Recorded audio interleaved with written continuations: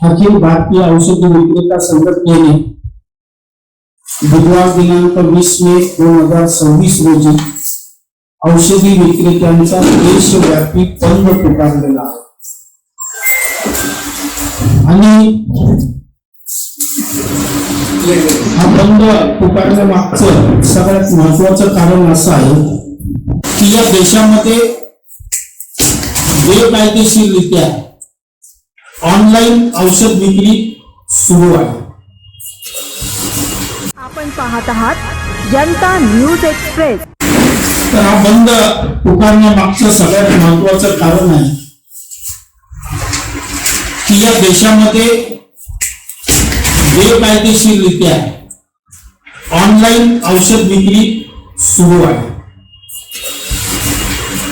आणि बेकायदेशीर याकरता की याचं drug and cosmetic act 1940 and rules 1945 मध्ये ऑनलाईन औषध विक्रीसाठी कुठलाही कायदा समाविष्ट करण्यात आलेला नाही।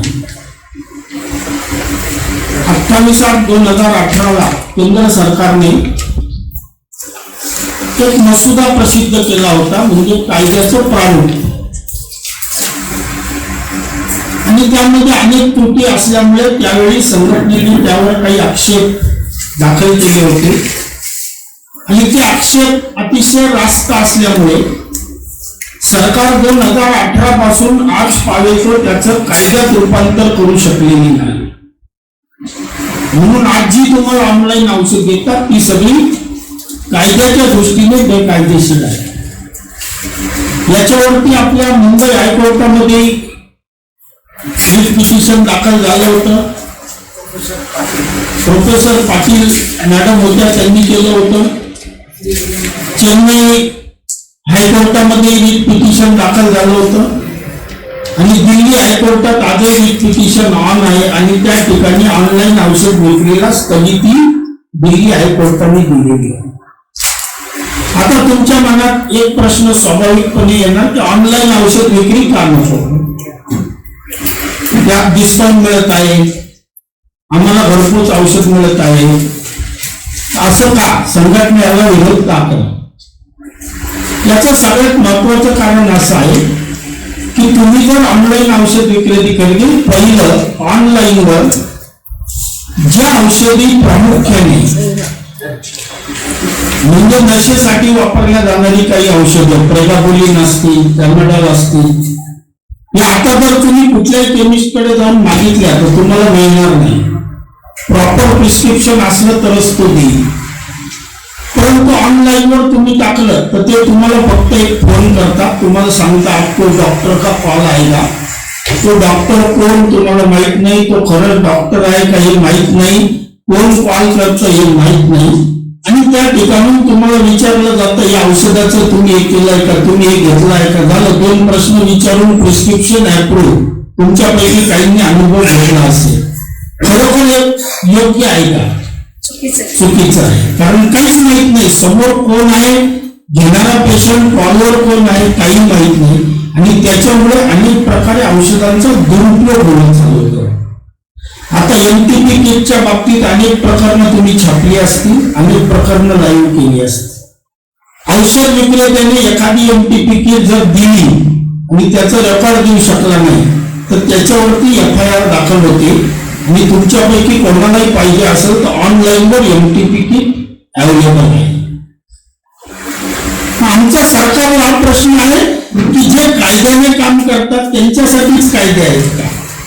बेकायदेशीररित्या काम करणाऱ्यांना कायदे नाहीत का?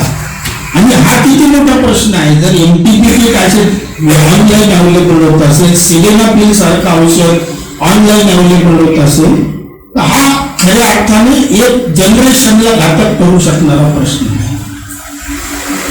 म्हणून आम्ही याचा जो विरोध करतो, दुसरा विरोध, तुम्ही समजा जिनाने एक प्रिस्क्रिप्शन प्राप्त केलं, औषधांच्या कायद्यामध्ये एकदा औषध एका प्रिस्क्रिप्शनवर सर्व केल्यावर ते दुसऱ्यांदा सर्व करू नये। आता तुम्ही एक प्रिस्क्रिप्शन घेतलं आणि ते 5 साईटवर टाकलं, तुम्हाला 5ही ठिकाणून औषध येईल की नाही येणार? तुम्ही मेल प्लसला टाका, फार्म ला टाका, 1 ला टाका, नेट सगळं तुम्हाला तेच औषध पाठव, म्हणजे तुम्ही त्याचा दुरुपयोग करू शकता. तुम्ही म्हणजे सामान्य ज्याला करायचा असेल तर अशा ज्या गोष्टी आहेत. दुसरा सगळ्यात महत्वाचा जो भाग आहे, ज्या ज्या देशांमध्ये ऑनलाईन चालतं त्या देशांमध्ये डॉक्टरचं डिजिटल रजिस्टर, म्हणजे त्याचा रजिस्टर नंबर, त्याचं नाव आणि त्याची डिजिटल सिग्नेचर. आता जर मी एखाद्या डॉक्टरच्या नावाने प्रिस्क्रिप्शन कार्ड छापून त्याच्या नावाची खाली सही केली, ऑनलाईनला काय माहित का खरंच डॉक्टर आहे, कोणाचं प्रिस्क्रिप्शन आहे. तर त्याच्यासाठी जी आवश्यक बाब आहे सगळ्यात महत्वाची ती डिजिटल सिग्नेचर जी टॅली करता आली पाहिजे. आणि बहुतांश प्रदेशामध्ये जिथं प्रिस्क्रिप्शन ऑनलाईन दिल्या जातं ते पेशंटच्या हातात दिल्या जात नाही. ते पेशंट ऑनलाईन केमिस्टकडे जातं आणि डॉक्टर त्याला सांगतो इथं जाऊन जो काही त्याचा केमिस्ट असेल त्याला जातं, तिथून तो त्याला औषध देतो प्रिस्क्रिप्शन नाही. त्याचा दुरुपयोग करू शकत नाही, तो दुसऱ्यांना वापरू शकत नाही. या अशा अनेक त्रुटी ज्या भारतामध्ये या कायद्यामध्ये आहेत त्या आम्ही सरकारला अधोरेखित केल्या आणि मग सरकारने आमचा सक्त विरोध असा आहे की या ऑनलाईन मुळे आता सध्याच्या काळामध्ये तुम्ही स्पिरियस औषधांची कधीतरी एखादी बातमी छापणार आहे. आता रेग्युलर बातम्या झाल्या आहेत, इथं इतका साठा पकडला, इथे फॅक्टरी पकडली, इथे पकडली. याला सगळं ऑनलाईनचं चॅनल सहजपणे उपलब्ध झालेलं आहे आणि किती ऑनलाईन साईटवर स्पिरियस औषधं मिळालेली आहेत असं अनेक वेळा FDA कडे सिद्ध सुद्धा झालेलं आहे. आमचं हे म्हणणं आहे की अशा प्रकारे या सगळ्या घटना घटत असताना 17 वेळा आम्ही JP नड्डाजी जे फॅमिली अँड वेलफेअरचे मिनिस्टर्स आहेत त्यांना याबाबत पत्र दिलं. त्यांच्याकडून मेमोरंडमला प्रतिसाद न मिळाल्यामुळे आम्हाला अपॉइंटमेंट मागितल्यावर अपॉइंटमेंट न मिळाल्यामुळे आम्ही नरेंद्र मोदीजींना, आपले आदरणीय प्रधानमंत्रीजी त्यांनाही या बाबतीतले निवेदन दिली. आम्हाला प्रतिसाद मिळाला नाही म्हणून त्यामुळे अखेर आम्हाला एक लोकशाही मार्गाने 1 दिवसाच्या बंदचा निर्णय घ्यावा लागला. दुसरा महत्वाचा मुद्दा आहे की कॉर्पोरेट्सकडनं दिलं जाणार. आज ग्राहक काय अट्रॅक्ट होतोय ऑनलाईन कडे, त्याला डिस्काउंट मिळत आहे, पण त्याला हे माहित नाही की याचे तोटे काय आहेत. पहिलं तर औषधाची गॅरंटी, दुसरं समोरासमोर औषधाबद्दलची कुठली चर्चा नाही, तिसरं एखादं औषध मागवलं आफ्टर डॉक्टरने बदलून दिलं, तुमच्या नियमित केमिस्टकडे जाऊन तुम्ही ते बदलून दुसरं घेऊ शकता, तिथं काही चान्स नाही, परत दुसरं बोलवा. त्यानंतर येणारी औषधं ही योग्य तापमानात साठवलेली आहेत नाही आहेत, कोणाच्या मार्फत डिलिव्हर झालेली आहे याचा काही स्रोत तुम्हाला माहित नसतो. घरी आलेलं पार्सल फक्त घ्यायचं. मग औषधं ही काही चैनीची वस्तू नाही की फक्त डिस्काउंट म्हणून. अन्य कमोडिटी जेव्हा आपण मागवतो तेव्हा आपल्याला माहित असतं की मी एक ऑर्डर केलेली वस्तू ती योग्य आहे नाही आहे, ती मला कपडा असेल तर मला चॉईस नसेल तर परत करता येऊ शकेल. एखादी दुसरी वस्तू मागवली तर ती आम्हाला कळेल की ही बरोबर मागवलेली वस्तू आली आहे किंवा नाही आली आहे. औषधाच्या बाबतीत सामान्य माणसाला याचं ज्ञान नसतं. तो फक्त त्यांनी करणारा हे आलं आहे घेऊन टाका, त्याची क्वालिटी, त्याचा दर्जा, त्याची योग्य तापमानात साठवणूक हे काही माहीत नसतं. आणि त्यात स्पिरियस औषधं आजकाल AI जनरेटेड सगळ्या गोष्टी झाल्यामुळे अशा प्रकारचं पॅकिंग येतं की कंपनी स्वतःचं ओरिजिनल पॅकिंग आणि डुप्लिकेट पॅकिंग सहजासहजी ओळखू शकत नाही. अशा अनेक घटना समोर आल्या आहेत.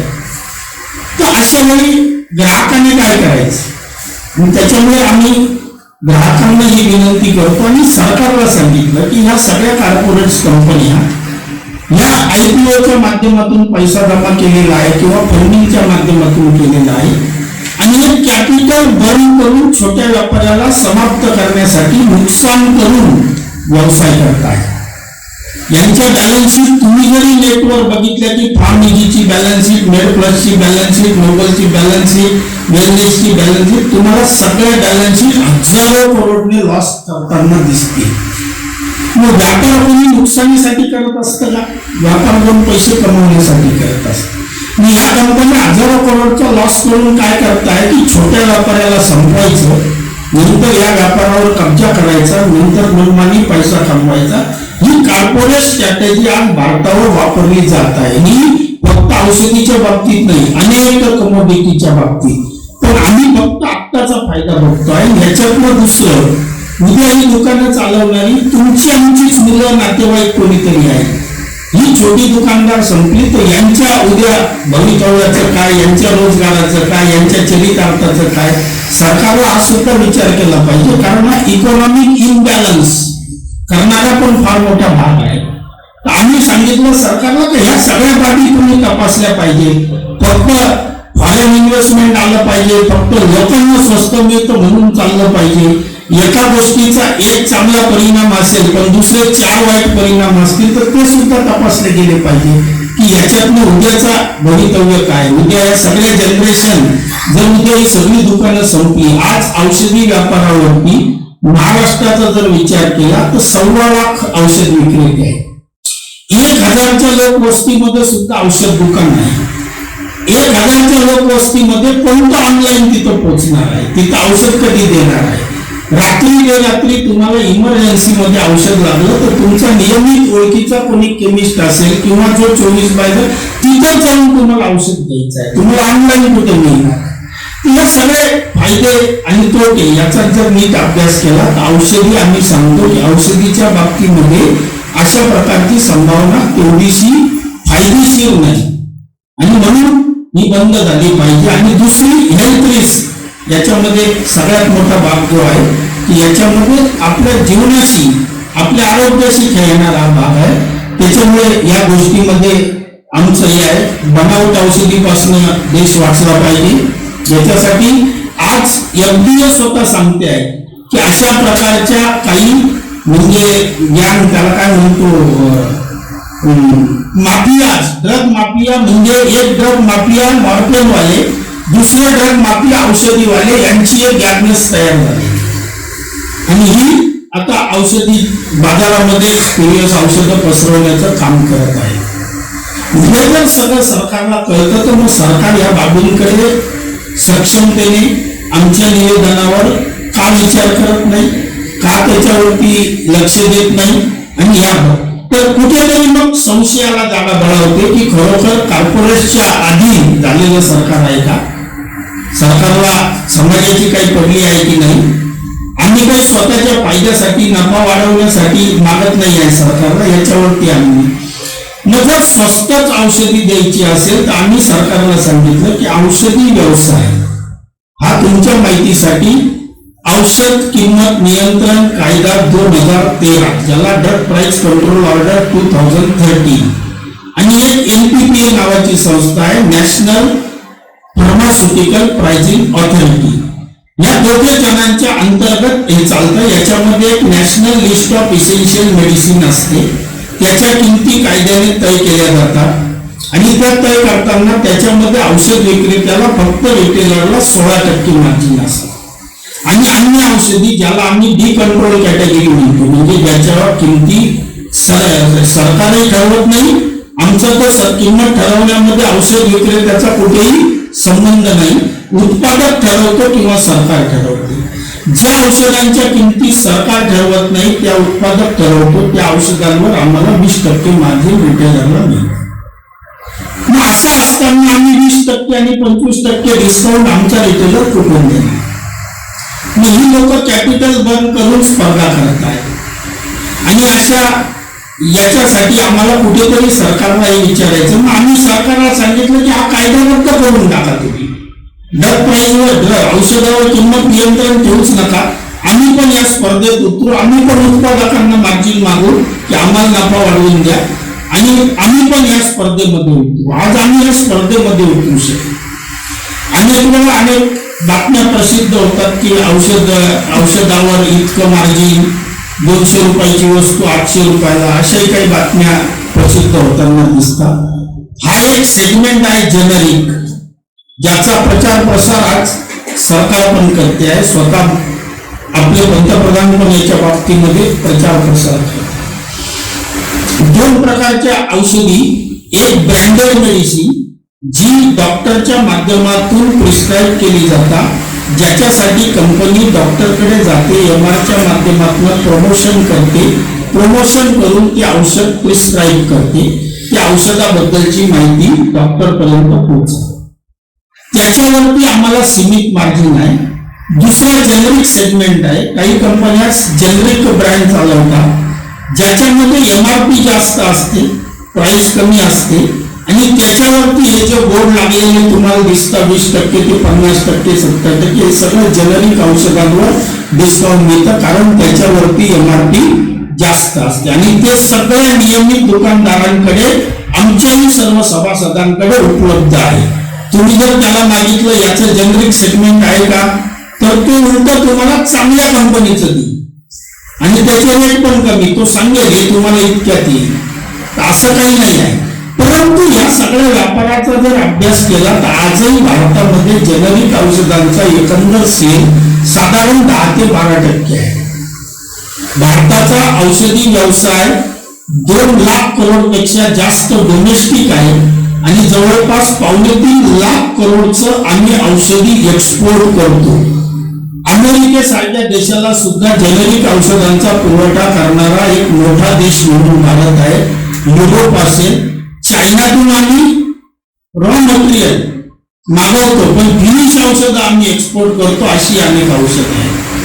तर जगातल्या अनेक देशांना जेनेरिक औषधांचा पुरवठा करणारा एक फार मोठा देश, ज्याचा जगातील एकंदर औषधी उत्पादनामध्ये 3 क्रमांकाचा देश म्हणून आज एवढं भारतामध्ये औषधीचं उत्पादन होतं. आणि हे सगळं घडत असताना जर भारतामध्येच आम्ही आमच्याच समाजाला आरोग्याच्या धोक्यात टाकत असू तर कुठेतरी आम्हाला विचार करण्याची वेळ येते. कुठेतरी याच्यावरती प्रश्न येतो आणि सरकार जर निवेदन देऊन एखादी गोष्ट योग्य अयोग्य असेल पण संपूर्ण भारतामध्ये 12.5 लाख औषध विक्रेत्यांचं प्रतिनिधित्व करणारी एकमेव संस्था आहे all India organisation of chemist and druggist.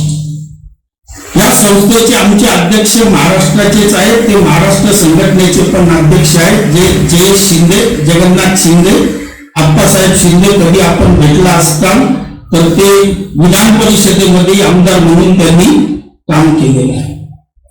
आणि आम्ही सरकारला सांगितलं की 12.5 लाख औषध विक्रेते त्यांच्याकडे काम करणारी सर्व परिवार आज 12.5 लाख औषध विक्रेते ज्याच्यामध्ये जवळपास 10 ते 11 लाख किरकोळ औषध विक्रेते आहे, 1.5 ते 2 लाख हे होलसेलर औषध विक्रेते आहे. त्यांच्याकडे काम करणारा स्टाफ अशी जर एक काढली तर 5 करोडच्या आसपास लोकसंख्या होते. इतकी लोकसंख्या कुठेतरी स्टेटवर येण्याची शक्यता या सगळ्या वातावरणामुळे नाकारता येऊ शकत नाही. आणि अशा परिस्थितीमध्ये सरकार जर निवेदन देऊन चर्चेला सुद्धा बोलवत नाही, इतकी असंवेदनशीलता मला वाटतं चांगली नाही आहे. तुम्ही एखादा निर्णय तुम्हाला काय वाटतं तो नंतरचा भाग आहे, ते योग्य आहे मागणी नाही आहे हाही नंतरचा भाग आहे. पण सरकारने इतकं संवेदनशील असलं पाहिजे. या सरकारचा जर अनुभव घेतला तर शेतकऱ्यांचं आंदोलन चिंबून लावलं. मागे तुम्ही पाहिलं असेल गोल्ड आणि ज्वेलरवाल्यांचं आंदोलन. सगळी आंदोलन फक्त चिवडून लावायची, कोणाचंच ऐकायचं नाही, स्वतःच्या मनाला जे पटतं तेच योग्य. ही भूमिका योग्य नाही. सरकारने सामान्य जनतेचे, सामान्य कोणाचेही प्रश्न असो त्याला कमीत कमी ऐकून घेतलं पाहिजे माझं मत आहे. आणि मग निर्णय जर त्यामध्ये तथ्य असेल, कायदेशीर बाब असेल, समाजाच्या हिताची बाब असेल तर त्या दृष्टीने निर्णय सुद्धा घेतला पाहिजे. परंतु असं होताना दिसून येत नाही. आणि या सगळ्या बाबीमुळे आम्हाला शेवटी एक पर्याय उरला की सरकारचं लक्ष आणि समाजाचं लक्ष. समाजाला खऱ्या अर्थाने कळालं पाहिजे की ऑनलाईन औषधी म्हणजे त्यातले धोके काय आहेत, फक्त डिस्काउंट म्हणून त्याचे धोके काय आहेत, स्पिरियस औषधांचा शिरकाव कशा पद्धतीने होत आहे, कॉर्पोरेट जे आज डिस्काउंट देत आहे त्याचे दुष्परिणाम उद्या आपल्या सगळ्यांना काय भोगावे लागणार आहे. मी सांगितलं प्रत्येक औषधीचा दुकानदार हा कुठेतरी कोणाच्या तरी आपल्यापैकी नात्यात असेल, आपल्यातला असेल, भाऊ असेल, भाचा असेल, कोणी तर आहे. आपली किंवा आम्ही सगळे काम करणारी मंडळी समाजातली आहोत. ही उद्या सगळी संपून जातील हे समाजाला मान्य आहे. हाही कुठेतरी विचार करण्याचा प्रश्न आहे आणि यावर सरकारने गांभीर्याने विचार करावा अशी आमची सरकारला विनंती आहे. आंदोलनाला आम्ही 1 दिवसाचा बंद सरकारचं लक्ष वेधण्यासाठी आणि समाजासमोर आमची बाजू मांडण्यासाठी 1 दिवसाचा बंद केला आहे. सरकारने याउपरही आम्हाला जर योग्य न्याय दिला नाही तर कदाचित येणाऱ्या काळात आंदोलनाची दिशा बदलेल आणि जे काही लोकशाही मार्गाने आंदोलनाचे मार्ग उपलब्ध आहेत त्या दृष्टीने संघटना पुढील आंदोलनाचं पवित्र घेईल. आणि या सर्व बाबी आपण पत्रकार हा लोकशाहीचा चौथा स्तंभ आहे. आपण सुद्धा या बाजू या समाजाच्या दृष्टीने महत्वाच्या आहेत त्या योग्य रीतीने समाजापर्यंत पोहोचवाव्या. आणि हे प्रश्न मला वाटतं तुमचे आमचे सगळ्यांचे आहेत, आपल्या आरोग्याशी संबंधित आहे. आणि आज मी कायम सांगतो की आपल्या सगळ्यांची आता आपण मुंबईत राहता पण संपूर्ण महाराष्ट्रात राहणारी जी लोक आहेत त्यांची मुलं मुंबई पुणे नागपूर इथे कोणी जॉबसाठी असेल आपल्यातले कोणी बाहेरून येऊन इथं काम करत असेल अशी असतील तर ही सगळी मुलं बाहेर राहतात. ते आज स्टेटवर आहेत, आईबापांना माहितच नाही, त्याला एमटी किट पण मिळून राहिलं, नशेचं औषध पण मिळून राहिले. किती म्हणजे विचार केला तर भयानक विदारक स्वरूप आहे. याचा कुठेतरी विचार झाला पाहिजे आणि त्या दृष्टीने सरकारने योग्य ती पावले उचलली पाहिजे अशी आमची सरकारकडे विनंती आहे. भारताचे पंतप्रधान यांनी आमचे अध्यक्ष जगन्नाथ शिंदे यांच्याशी वार्तालाप केला, व्हिडिओ कॉलिंग कॉन्फरन्सिंग झालं. आम्ही त्यांना शब्द दिला की संपूर्ण भारतात औषधी पुरवठ्याची व्यवस्था निरंतर चालू ठेवू. ती संपूर्णपणे चालू होती आणि आपल्याच नियमित औषध विक्रेत्यांनी औषध पुरवठा केला आहे. फार क्वचित काही ऑनलाईन असेल कारण तेव्हा काय होतं बघा, एका जिल्ह्यातून दुसऱ्या जिल्ह्यात दळणवळणच नव्हतं, औषध कुठून येणार, सगळं बंद होतं, औषधाला जागत नव्हती, लोकल औषधांनी दिल्या. आणि त्यावेळी हा जो 220चा GR आम्ही आता याच्याबद्दल बोलतो आहे होम डिलिव्हरीचा GR, कारण कायद्यात होम डिलिव्हरीचा समावेश नाही आहे. ड्रग अँड कॉस्मेटिक ऍक्ट मध्ये in the presence of pharmacy तिथं औषध दिलं पाहिजे होम डिलिव्हरी. मग त्यावेळी विशेष त्याचा GR काढण्यात आला आणि तो GR आज तागायत चालू आहे. आता आम्ही सरकारला म्हटलं की याचा दुरुपयोग होतो आहे, हा रद्द करा. आज सगळी दुकानं उघडी झाली आहे तर ऑनलाईनचा तो फायदा आहे असं 1% पण आम्ही मानणार नाही. ग्राहकांना कमी किमतीत भेटतात हा पण एक फायदा नाही आहे त्यांना. तर त्याचे दुष्परिणाम आम्ही सांगितले की फक्त स्वस्त मिळतं पण ते खरोखर आहे का, त्या औषधीचे बाकी दुष्परिणाम काय, दुसरं त्या औषधाची गरज आहे का, कधी औषध बदलून लागलं तर मिळते का, औषध एखाद्याने 1 पत्त्याऐवजी 4च गोळ्या पाहिजे मिळतं का, तुम्हाला परंपरागत औषध दुकानदाराशिवाय फक्त ऑनलाईनवर औषधी वर अवलंबून राहिल्यात जाऊ शकतं का, हा सगळ्यात महत्वाचा प्रश्न आहे. काही वेळा ऑनलाईन येऊ शकतं पण रोज ऑनलाईनवर तुम्हाला एखादी सिनियर, आता समजा काही सिनियर डायरी आहे, ऑनलाईन औषध येईपर्यंत तो पेशंट सिरियस होऊन हॉस्पिटलमध्ये दाखल झालेला असतो कारण डिहायड्रेशन वाढेल, त्याला इमिडिएट औषध पाहिजे, त्याला बाकी काही नाही पाहिजे. तर अशा अनेक आजार मी सांगेन, एक सांगितलं तर असे आता समजा तुम्हाला सिव्हिअर पोटात दुखत आहे तर ऑनलाईन औषध येईपर्यंत पोटदुखी घेऊन बसणार आहे का, ताबडतोब औषध पाहिजे. नियमित दुकानदाराशिवाय पर्यायच नाही आहे. हा थोडासा वेगळा व्यवसाय हेच आम्ही सांगतो आहे की हा व्यवसाय काही असं नाही की मी प्लॅन करून काही गोष्टी मागून घेतल्या की 8 दिवसांनी 4 दिवसांनी आलं तरी चालेल, ऑर्डर केलं तरी चालेल, अशी कमोडिटी नाही आहे. ही कमोडिटी वेगळ्या प्रकारची आहे.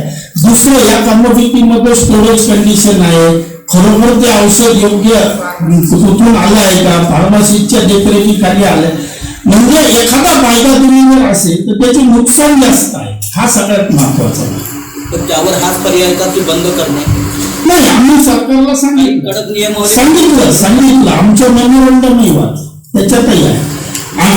नियम का बनवू शकत नाहीये तुम्हाला, सरकारने 2017 साली आणि तो GSR दिला आहे ना की GSR 817 जो आलेला आहे त्या GR मध्ये 2018ला प्रयत्न केला सरकारने याचे कायदे बनवण्याचा, त्याचा प्रारूप दिला. परंतु काय झालं त्याच्यात आम्ही अनेक गोष्टी अशा सांगितल्या ज्या प्रॅक्टिकल नाही आहे की एकच प्रिस्क्रिप्शन 5 ठिकाणी जाऊ शकतं, त्याला रोखणार कसं, डॉक्टर आयडेंटिफिकेशन करणार कसं. उद्या तुम्ही मी एखाद्या डॉक्टरच्या नावाने चिठ्ठी बनवून टाकून दिली त्याच्यावर औषध नाही, आता तुम्ही तुमच्या एरियात जा, तुमच्या एरियातला प्रतिक्रियश एखादा डॉक्टर असेल त्याच्या नावाने तुम्ही चिठ्ठी बनवा, खाली सही करा. तुम्हाला आजूबाजूचा दुकानदार ताबडतोब तुमच्याकडे दोनदा बघेल, वो डॉक्टर साहब का नहीं लगता, ये उनका हस्ताक्षर नाही. हे जे प्रोटेक्शन मिळतं तिथं मिसयूज होऊ शकत नाही. इथं काहीच माहित नाही ते ऑनलाईन वाल्याला, किंवा तुम्ही प्रिस्क्रिप्शनच नाही टाकलं, त्याच्यावर एक ऑप्शनच येते डायरेक्ट, प्रिस्क्रिप्शन आहे का, प्रिस्क्रिप्शन नाही का. नाही म्हटलं तर तिथून तुम्हाला ऑर्डर गेली की 2 मिनिटात कॉल येते, आपको 10 मिनिट में डॉक्टर का कॉल आएगा. कॉलवर काय विचारतो तर तुम्ही तपासून पहा एकदा खरोखर हे योग्य आहे. दुसरं, आजही भारतामध्ये टेलिपॅथीचा कुठलाही कायदा अस्तित्वात नाही. याला म्हणतात टेलिपॅथी, म्हणजे टेलिफोनवर पेशंटला औषधोपचार करणे. ती आजही कायदेशीर नाही आहे, म्हणजे तो सुद्धा एक गुन्हा आहे. पेशंटला प्रत्यक्ष बघितल्याशिवाय, त्याची फिजिकल कंडिशन बघितल्याशिवाय औषधोपचार करता येत नाही. असा औषधोपचार फक्त आपण कोणाकडनं घेऊ शकतो जो आपला नियमित डॉक्टर आहे, ज्याला आपलं सगळं माहित आहे, ज्याच्याकडे तपासून आल्यावर घरी आलो आणि काही थोडे बदल जाणवले तर फोन केला, सर थोडा ये ऐसा हो रहा, तर ते सांगू शकता.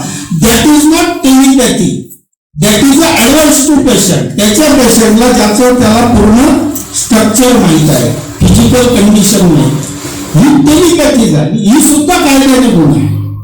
अशी औषधी दिल्या जातात. आणि दुसरं, आता तुम्ही या तुमच्या याच्यावर हे तुम्ही डायजेपाम मागा, तुम्हाला देणार नाही मेडिकल किंवा फार्मसी. त्याला इटोलोझोलम मागा, त्याला माहितच नाही हे औषध अँटी डिप्रेसंट आहे, लगेच देऊन टाकेल. ते अल्प्रोझोलमच्या 10 पट खतरनाक औषध आहे, ते ऑनलाईन मिळेल, कारण त्याला फक्त अल्प्रोझोलम आणि डायजेपामच माहित आहे, हे विकायचं नाही. तर इटोलोझोलम त्याच्याहून 10 पट तीव्र औषध तर तुम्हाला झोपेसाठी देतो, कारण त्यांना माहित नाही. असे जे दुष्परिणाम आहेत हे फायद्यापेक्षा जास्त गंभीर आहेत. प्रेस नोट मध्ये आपण असा पण दावा केला की ई फार्मसीमुळे पारंपरिक व्यवसाय जो आहे मेडिकल व्यवसाय तो कुठेतरी बंद पडत चाललाय.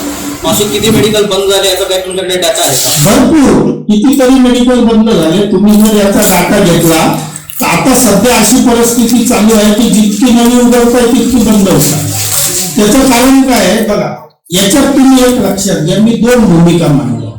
एक, आम्ही औषध विक्रेते म्हणून आमचा पण, उद्या तुम्ही पत्रकार म्हणून तुमचा, प्रत्येकाचा एक अधिकार आहे आपल्या घटनेने दिलेला, व्यापार करण्याचा पण अधिकार आहे. आता जर अशा प्रकारे छोट्या व्यापाऱ्यांना मारण्यासाठी कॅपिटल बर्न करून मारलं जात असेल ही कुठेतरी गोष्ट आम्हाला मान्य नाही. आणि ते छोटे व्यापारी त्यांचे संसार उद्ध्वस्त होतील हे आम्हाला मान्य नाही. हे सरकारने आम्ही म्हटलेलं आहे, लिखित आहे, काही त्यात वागव आणि त्यात चुकीचं काय आहे. हमारी लड़ाई मेन लड़ाई किधर है? हमने नड्डा जी को कई बार पत्र लिखे, लेकिन नड्डा जी ने एक बार भी हमारी ऑल इंडिया संस्था को बुलाने का काम नहीं किया, हमारी बात और हमारी आवाज सुनने के लिए तैयार नहीं है. आज क्या हो रहा है देश के अंदर? छोटे व्यापारियों को सबको खत्म करने का 1,25,000 से भी ज्यादा भारत देश के अंदर केमिस्ट है, महाराष्ट्र में सॉरी, और 12 लाख ऑल इंडिया में केमिस्ट है. ऑल इंडिया में एक केमिस्ट के पीछे 10 से 12 लोग जीते, परिवार चलते, उसके ऊपर सर्विस करने वाले लोग हैं. सारे लोग खत्म हो जाएंगे और कुछ रिलायंस और बड़े बड़े लोग ही रहेंगे.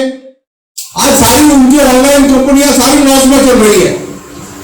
मतलब छोटों को मारने का, फिर बड़े लोग बाद में मजा करने का. और कितनी बनावटी औषध आउट ऑफ राज्यों से आता है. एफडीए क्या कर रहा है? सोया हुआ क्या एफडीए? सरकार को मालूम नहीं पड़ता है. बिहार से ट्रेलमा कितना स्पून से आ रहा है. तो ये बनावटी औषध के ऊपर भी सरकार का कोई नियंत्रण नहीं है. तो ये बहुत सारे कई मुद्दे आज चालू है और ये सरकार सुनने को तैयार नहीं है. इसलिए हम लोगों ने बंद का आह्वान किया.